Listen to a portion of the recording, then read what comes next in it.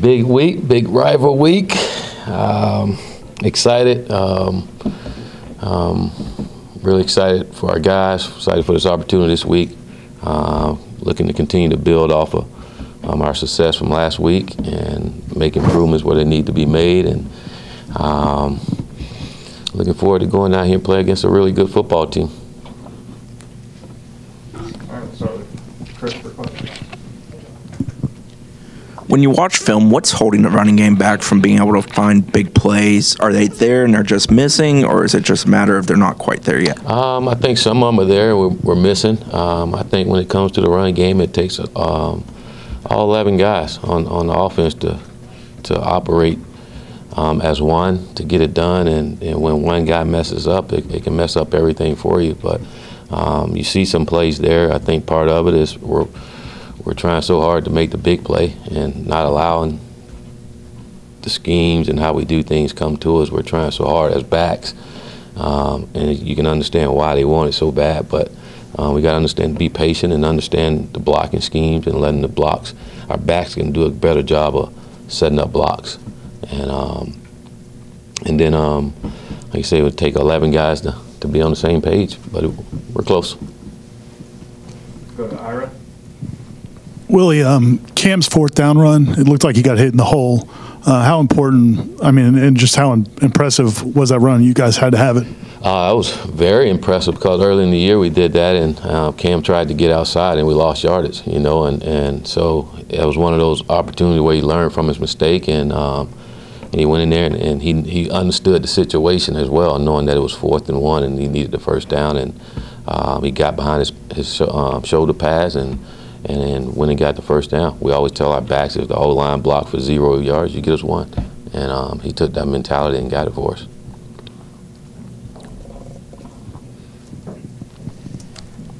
Go to Gene. Hey, Coach, one of the most interesting stats I've seen from you guys this year is your turnover ratio. I think you've forced 13 fumbles and only recovered 2. I mean, have you seen that kind of disparity before? And is it just a matter of luck, or is there something more you can do defensively to grab some of those fumbles? Well, we got to do a good job of getting to the ball. I think part of being around the ball is huge. So when it's on the ground, you have a better chance of getting it.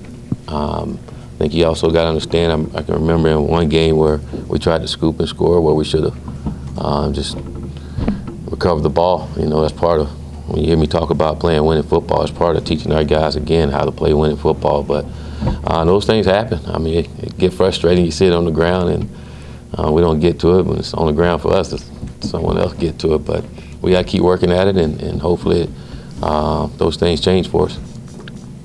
Go to the back right. Coach, first conference win of the season. Guys played amazing. Can you just talk about the mindset of the players and the coaching staff, and how you guys are willing, what do you guys need to work on to prepare for Miami? I wouldn't say we played amazing, but we hung in there. We stuck together as a team and found a way to win the ball game. And that was really important for our football team, that they stick together and find a way to win a tough ball game. And I was really impressed by that, how our guys did that. And then to get better, there's lots of areas where we can improve. We talked earlier, running the football, we can be better there, which would be big for us on offense. Defensively, we can be a lot better in the secondary and not giving up big plays, which kind of hurt us there early in the game. So there's a lot of areas to improve on. Those things we can't do against a really good football team like Miami. We got to do a great job of taking care of the football and make sure we don't give up big plays on defense. AJ gets the interception. Murray, he scores a touchdown to seal the game. Can you just kind of give us some feedback of those players and the skill sets that they bring to the team? Well, I was more impressed that both of those guys made plays for us, being seniors on this football team, and making plays when we needed them to be made, and that was huge. You think about, we got a group of seniors that didn't necessarily ask for the change that happened, and to have a new coaching staff in here and for those guys to buy in what we're asking them to do is been very impressive for me, and then for those guys to step up and make plays in a game like that. says a lot about them and their character and how they feel about Florida State. Go over to Sean. Coach, when teams are in obvious passing downs, have you thought of maybe throwing a third cornerback out there, or do the guys who are out there just have to do a better job in coverage? We just got to do a better job in coverage. I mean, when guys just running free, I don't think that's just having an extra DB in the game or not. That's technique, that's missed assignment, and we got to do a better job of from technique and assignment standpoint, and making sure our guys, as coaches, making sure our guys are where they're supposed to be. Growing up a Florida State fan, I guess, do you have any memories of the Florida State-Miami rivalry from growing up? And I get, what's it mean this weekend to kind of get to be a part of that? It's one of the biggest rivalries in college football. And when I was growing up, that game pretty much came down to the national championship game for a while there. And again, I probably said it before, I just remember when that week came on, we had a Little League game. As soon as that game was over, we were all watching TV to watch the Canes and the Noles play, and it's one heck of a rivalry. You know, it's going to be physical. You're going to see some big hits, some big plays, guys flying around. It's a game you don't necessarily have to get guys fired up for. They understand the importance of this game, and you think about here in the state, this is kind of like where it starts when it comes to winning the state championship. It starts with this game here. So our guys understand the importance. I'm excited about it. This is why you signed up to come to a place like Florida State to play in games like this, and we're excited about it. Coach, the defense missed a lot of tackles, particularly in the first half. Was it a lack of physicality or lack of technique? Just what was the issue with that? I think both. I think whenever you're missing tackles, sometimes it's both of those. It's physicality and technique, and we got to be better at it and getting more guys to the ball. I think whenever you can get more guys to the ball, chances of missing tackles are slim. So making sure we have enough guys running to the football, so when a guy do miss, somebody else is there to cover up for him. So I think whenever it comes to missing tackle, it comes down to physicality and technique.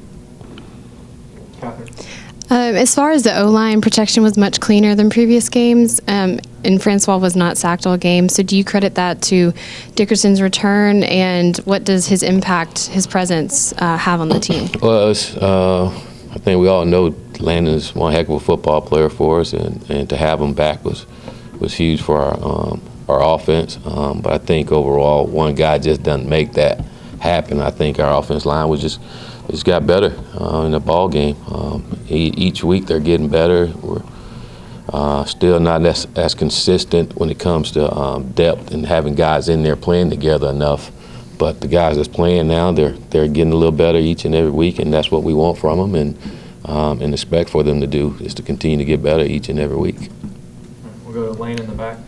On AJ's interception, he said he saw the tight end signal to the quarterback. Is that what you saw on the play, and is that a matter of a guy paying attention and putting himself in a situation to make a play for the team? I tell you, for me, it was a really proud moment for me, because all throughout the week I'm back in the secondary with those guys and constantly in their ear about looking at certain things coming out of the huddle, and it paid off for him. You know, in that game, he was paying attention, and he said he saw the tight end talking to the quarterback, and he thought they would probably throw the ball there, and then when they did, he was shocked, and he went and got it. But that was a guy that just locked into the game situation and things before the snap of the ball, and when you play in football like that and you're locked in, good things can happen for you.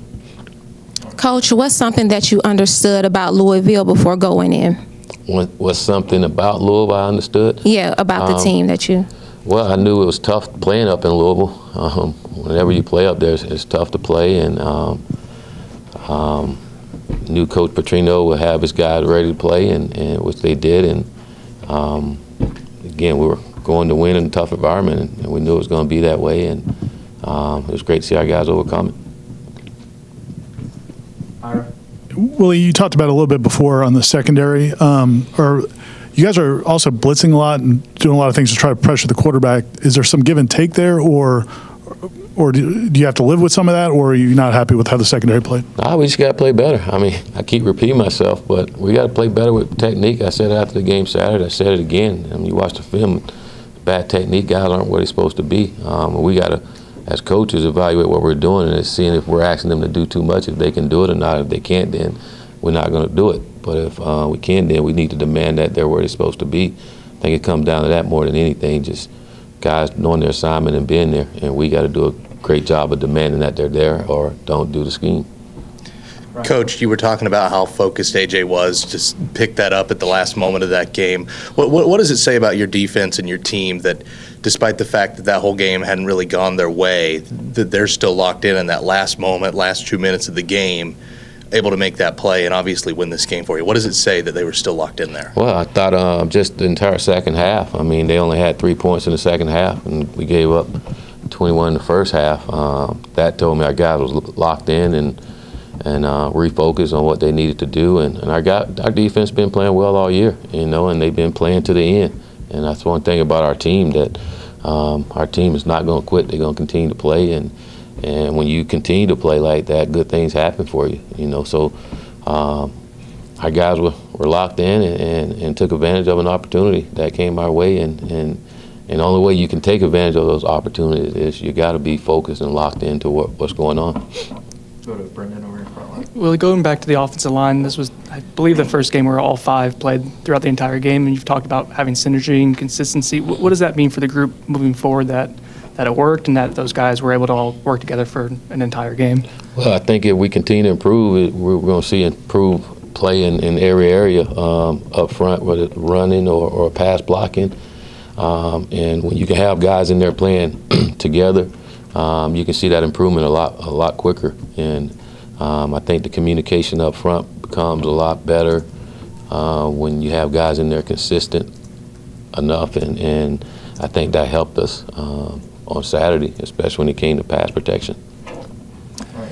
Coach, there's a lot of a lot of talk about the offensive line and their blocking, but in your system, how important is it for the wide receivers to get out and block, especially in some of those jet sweeps and some of those wide plays? It doesn't, and again, I'll take your answer, but are you seeing what you want out of those guys, and how far are they away from getting it? Well, I think our receivers have done a good job of blocking on the perimeter. I thought early in the year we didn't, but over these last couple of weeks, our guys have been physical out on the perimeter, doing a good job of blocking, and it is important, especially when we're trying to get the ball out on the outside. But I think our receiver group is coming along quite well, especially being as young as we are there, and just seeing how physical they are with other team secondary when it does come to run blocking. I think we can see more of them blocking out there. We get the ball and have some big runs for us, so we can see those things. And like I say, we're close, and we had some good runs in that game, and we just got to be more consistent with it. And I will say this too, when it comes to running, we got to start fast. Some of these games we've been behind, and that doesn't help you when it comes to the run game, and you don't get as many attempts as you want to. So we can play better, start faster, and I think we get more opportunities to do those things. We'll go to Wayne over in the front. Coach, it seemed like Cole Minshew had the best game that he's had so far this season. Just how nice is it having him healthy, and what does he bring to the table when he is healthy? Well, I think what's happening with Cole now, he's starting to get in football shape. He hadn't, since I've been here, hadn't practiced a lot, not much in the spring and not much in training camp. So now he's starting to get himself in football shape, and each week he's gotten a lot better, and he's playing a lot more now. So the more reps he gets, the better he is. And again, I think it's more of him getting in football shape, which is helping, and it helping our football team. And with Cam, it seems like he's gotten a lot better at pass blocking. He had a couple of really nice blitz pickups against Louisville. Just what have you seen from him in that phase? He's been big time in it, and I think as a back, that's a want-to thing. You got to want to do it, and Cam take pride in it. I thought he did a great job on Saturday, stepping up in there, and Louisville blitzed quite a bit. But stepping up and making some of the blocks that he did and allowed DeAndre to throw the ball was huge, and that's so critical in the passing game. Our backs got to be like offensive linemen and helping us in that. And it's great when you have backs that's big enough, strong enough, and willing to go in there and get physical when it comes to pass protection. And again, he's done an outstanding job with that for us. Live, it looked like DeAndre had a really nice game, especially in the second half. Just after reviewing and watching, what did he do well? What did it look like to you, and what kind of progress did he make? Well, I thought in the first half, was a mixture of a couple of things. A couple of throws he missed. I'm not getting it, but anyways, he missed a couple of throws there, and but then he settled down a little bit there in the second half and started executing the offense, you know. But he was really good in the locker room. He was really good on the sideline, talking with his guys, talking to them about not looking at the scoreboard, but playing one play at a time. I mean, you constantly heard him saying that every possession that we started the ball. He just was a great job of talking to his teammate and keeping them locked into what they had to do. And then when he made that pass play to Terry, I think that really opened up some things for us and got everybody excited and fired up to play ball. Go to Ira. Another guy that might be getting into game shape is Marvin. It seems like there were times in that game where I know he didn't have huge stats, but it looked like he was making his presence known repeatedly. Are you starting to see him be the guy that you guys hoped he could be? Oh yes, and we know Marvin's going to have a hell of a season for us. He's just one of those type of individuals that he's going to work his tail off to get himself in the best position that he can be in to have success on the football field. His rehab and the way he came back was very, very impressive. The way he worked to get himself back ready to play football, which I'll tell you how important it is for him and how important it is for him to help his teammates. And to see a big guy like that out there running the way he does and running to the ball is always an impressive thing to see on the football field. And when you got guys like that, big things can happen for you. Aslan in the back. Have you ever been part of a team that's pass first? And as a play caller, is it any different of a rhythm when that seems to be working the best for your offense?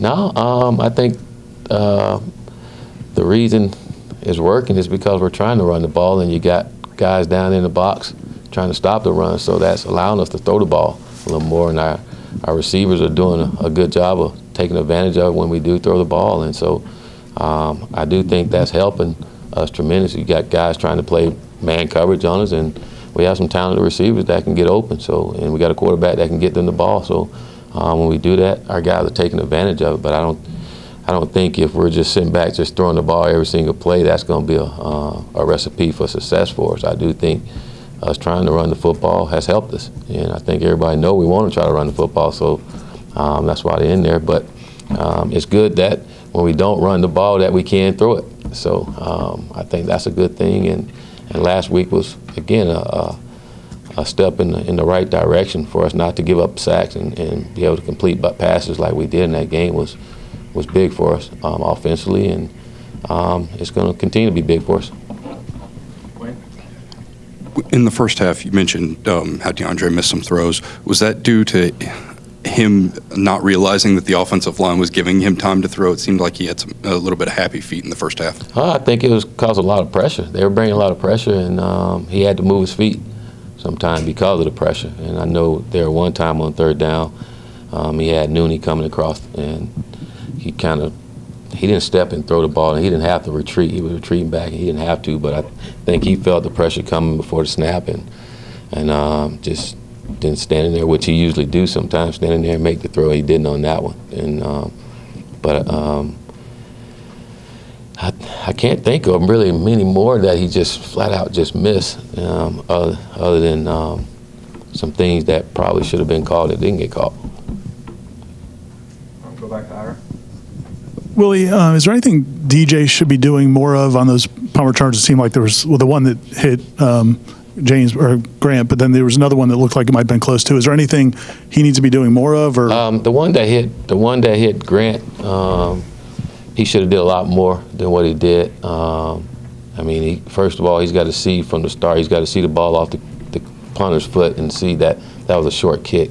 And as soon as he see that, he's got to let his teammates know. They're looking at him as they run down. Let him know that the ball is short. He didn't do a good job of letting them know there. And it's got to be now. He waited for so long, and by the time he waited, the ball was down on him, and it was too late. I thought after that he did a great job of getting those guys to get away, and the one that you speak of, it's like the ball was chasing the kid. He was trying to get away, and it was just following him. But yes, that's something he's got to be. I mean, that's his job, and he's got to be great with that. And it all starts with seeing the ball off the punter's foot and knowing that the ball was short, so he can call a Peter call to get guys to run away. He's got to point to where the ball is and where they need to move away from. And our guys got to make sure they're seeing the returner so that they can respond. Coach, another special teams question. On kickoffs with a new rule where you can fair catch it anywhere and get it on the 25, is there any kind of guidance for those guys when they're back there? Is it just their judgment call if they're fielding it around the goal line, 5-yard line, or what are you telling those guys on returns? Yeah, when the ball is so far in the end zone, we're not running it out of the end zone, you know, and our off returner is going to get there to make sure that our returner don't take the ball out of the end zone. Again, if you kick it inside the 10, 5-yard line, then we're going to return the ball, you know. But we've been getting kicks deep in the end zone and hadn't had a lot of opportunities to run them. We got a couple this year, but not a lot. Just wondering, do you have much relationship, or do you know Coach Richt at all? I know he was here while you were playing, and I don't know if your paths would have crossed, but have you met him? Or I'm sure you've met him, but have you talked to him, and do you know him well at all? Yeah, I've met him, and I know Coach Richt. I wouldn't say know him well, but I know him, and I've been knowing him a long time because I've been a fan, and when he was OC here, from that standpoint, and we've talked a couple times since I've been head coach here at meetings, and we talked on the phone a couple times. So, yeah. Bob on the left. Hey, Coach, Derek Kelly, has he been able to return to practice, and what's maybe his outlook? Derek is getting a lot better. I would say, if I had to put it on it, I would say he's one of those day-to-day guys.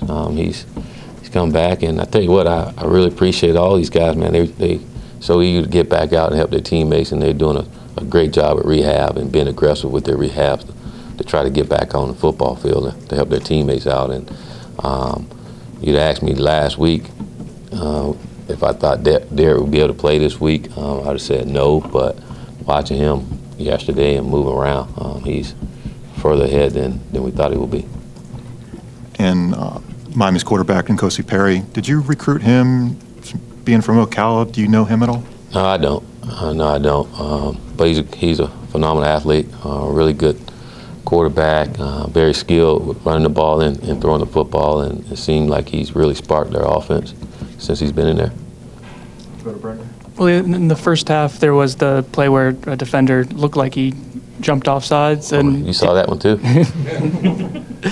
Did you get an explanation for what they saw, either in the game or after? He got back. Ref told me he got back in time. As a coach, is there something in your mind where you say, okay, I have to be vocal about this, or is it just you ask and move on? Like, do you find it beneficial to maybe be demonstrative in that moment? No, I think there's nothing you can do. You know, you just hope they do a good job at what they do. You know, that's all you can count on, and hope your guys do a good job of not getting penalties, and you just hope they do the best that they can do. That's all you can do. I mean, they got a job, and we want them to do it the best that they can.